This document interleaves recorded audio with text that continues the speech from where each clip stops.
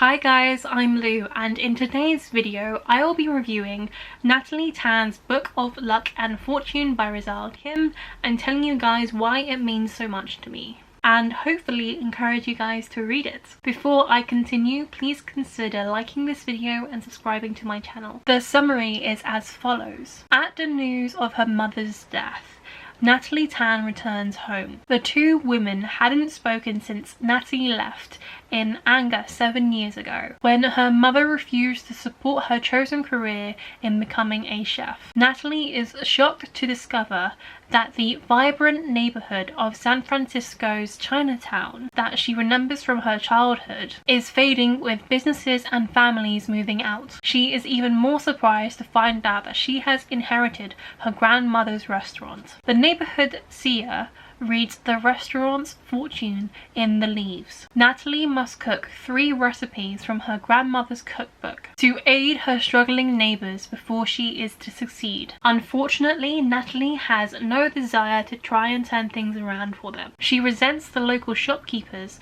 for leaving her alone to take care of her agoraphobic mother when she was growing up. But with the help of a surprising new friend and a budding romance, Natalie starts to realize that perhaps her neighbors had been there for her all along. I originally heard about this book when the author announced that she had the publishing deal for it, and that was when I started to follow her and keep up to date with the book's details. I almost feel like I've been a part of this book's journey from the beginning, and then the book came out and I was lucky enough to buy it in the UK from Forbidden Planet, and I am so glad that I did. What appealed to me most about this book was the Asian representation, and I really felt seen whilst reading this book. Whilst Natalie is Chinese American and I'm not, there is a lot of things in her life which resonate with my own. Some parts of it was the Asian representation, and the other parts were the fact that our life experiences matched up. The premise of this book primarily deals with grief. If that is something which you are not comfortable with dealing, then I would recommend that you put a hold on reading this book. Natalie has to endure the feelings of her mother's death, whilst also reliving her grandmother's death. She's suddenly alone in the world and she doesn't really know what to do. She is the only surviving member of her family. She feels incredible guilt and loneliness, but it's her neighbours which start to show her that they are also her family. It's a beautifully told story about finding family and friends and allowing yourself to love. The main reason why this book means so much to me is that whilst I was reading it, my grandfather passed away. It was a shock for me and it did take me a while to get past it. His death, and with everything going on in the world, it did take me a while to pick up this book again. I ended up being in a reading slump from the end of February to the 1st of April. But when I was able to pick up this book again, I really resonated with it, and it did really help me get through my own feelings of grief. The plot of this book is focused on Natalie. It's all about the thoughts and feelings when someone close to you dies, as well as Natalie re-establishing connections to her heritage. This book is about invoking emotional connections to the characters and to their future. One thing I want to point out about this book is that it is magical realism.